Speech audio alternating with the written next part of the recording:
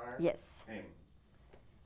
Well, Larenz, it's what, maybe not even 24 hours since I we know, talked right? the last time. Yes. Anyway, such good comments about Crash at the USA Film Festival. And a lot of things we talked about last night in the Q&A, but there are some other things that we didn't have a chance to talk about that I want to bring up now. Sure. First of all, your partner in crime, shall we say, in this movie is Ludacris. Correct. Chris Bridges. Yes. And his character name is Anthony. Did the two of you ever have to audition together to see what the chemistry might be? Ludacris and I, Chris Bridges, as we know him, we did not have to actually audition together.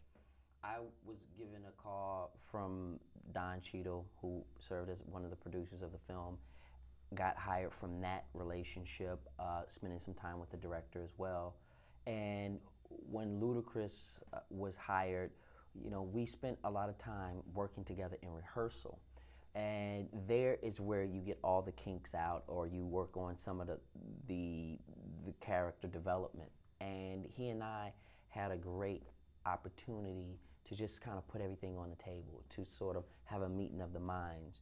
And we were, because we play partners in crimes and because we play best friends, we had to make sure that it connected off screen, because we didn't have a whole lot of time. This film came together relatively quickly. Once the ball got to rolling, it had different schedules. So his schedule with my schedule had to, you know, fit together, and we hit it off extremely well. So in between scenes, you know, we would just sort of still remain in character, and it felt really good, because once you got on the set and you begin to do your material, it felt real and comfortable.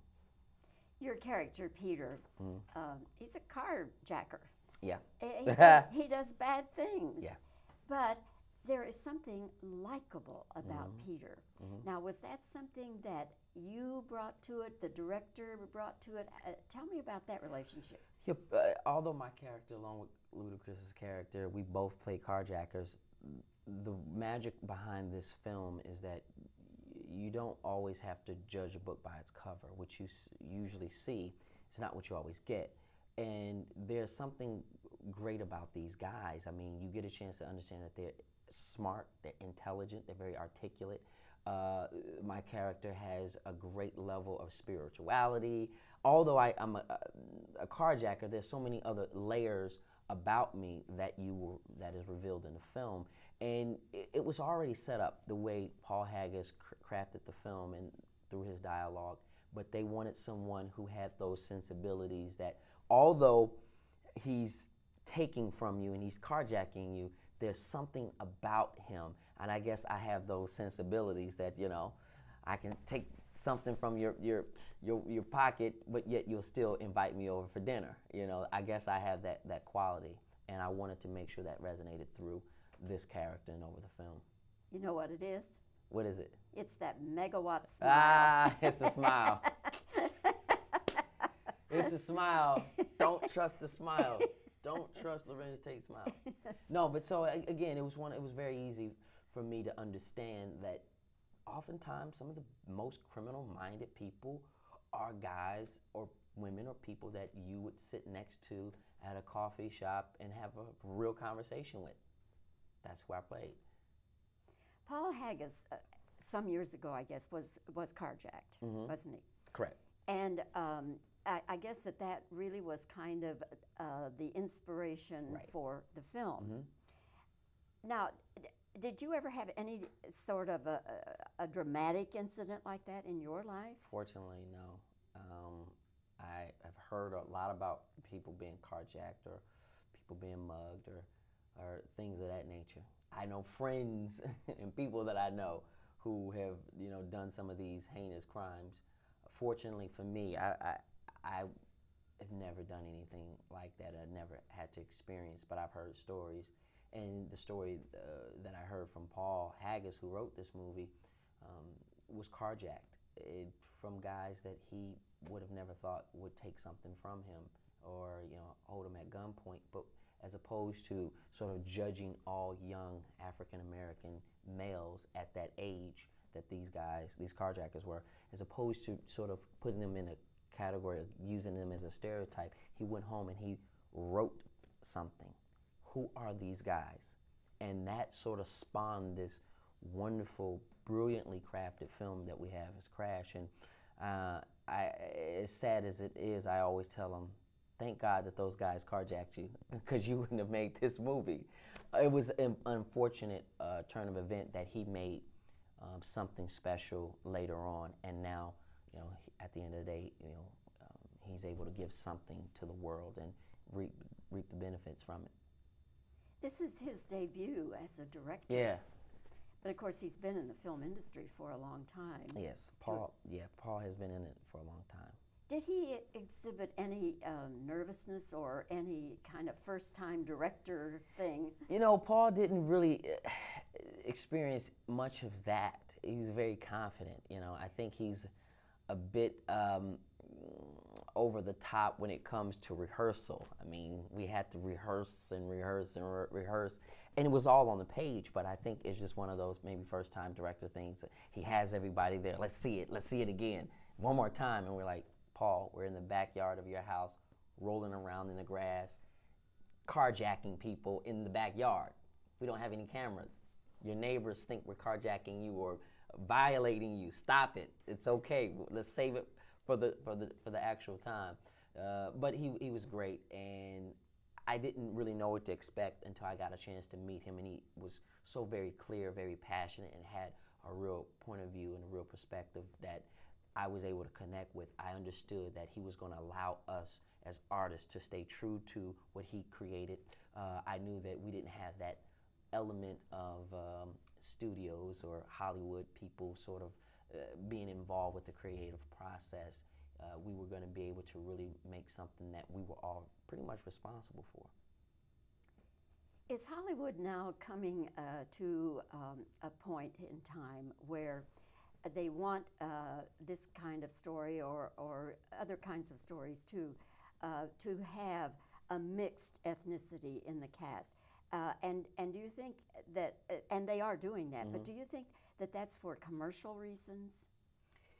You know, I don't really know what sort of the movers and the shakers in Hollywood sort of think about when they decide to get behind movies that are ethnically diverse. I think it's a good thing. This film clearly reflects a diverse group of individuals. Again, I don't know if it's for commercial reasons or what, but I can say that I'm hoping that they can continue to not always use color as a factor when it's about making good material and quality films. I think that race is a factor, but it shouldn't be the sole factor. Whoever's great for the part, whoever's right for the part, be it black, Latino, Asian, white, or whatever in between. But this movie, again, I'm hoping that is a catalyst to say, let's make more quality films that happen to have some diversity in it. This America is not solely black or white. There's so many other things and so many other kinds of people that make America what it is today. Let's continue to make movies that reflect that. If you had to sum up in just a few words what Paul Haggis was trying to say in this movie, what would you say? I cannot sum up all the things that Paul Haggis was trying to say. I'm still trying to figure out what Paul Haggis was trying to know. I dearly love Paul, but I think that what my own interpretation of what this film is like, listen, we all have our own preconceived ideas about one another, and quite honestly, it's from fear and ignorance. We need to take accountability. We need to be accountable for our own shortcomings and be responsible for that. And I think that's pretty much what we were all just trying to say, and at least what I gained and gathered from the experience. Well said. Thank you. Very well said. Larenz, it's always so good to talk with you. Thank you so You're much, just Bobbie. a joy. Thank you. You I really appreciate are. that. Thanks so much. That feels So good. don't wait so long to come back. I will not wait. I always love to come back and talk to you, Bobbie. Thank you. Thank you. Okay. All right. Go ahead. That's I'm fine. Okay. All right, ready, fire, and. Okay. Your partner in crime, Anthony, played by Ludacris Bridges. Yes.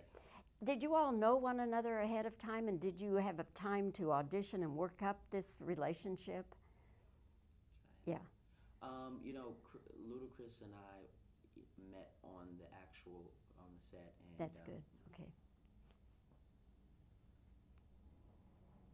Paul Haggis relates that he once was carjacked, and that was really what got him thinking in terms of what turned out to be the movie Crash. Did you ever have any such incident in your life? Fortunately, I haven't. And yes, this is a movie that was spawned from an incident. That's good. Okay. Let's see. Where was I going from there?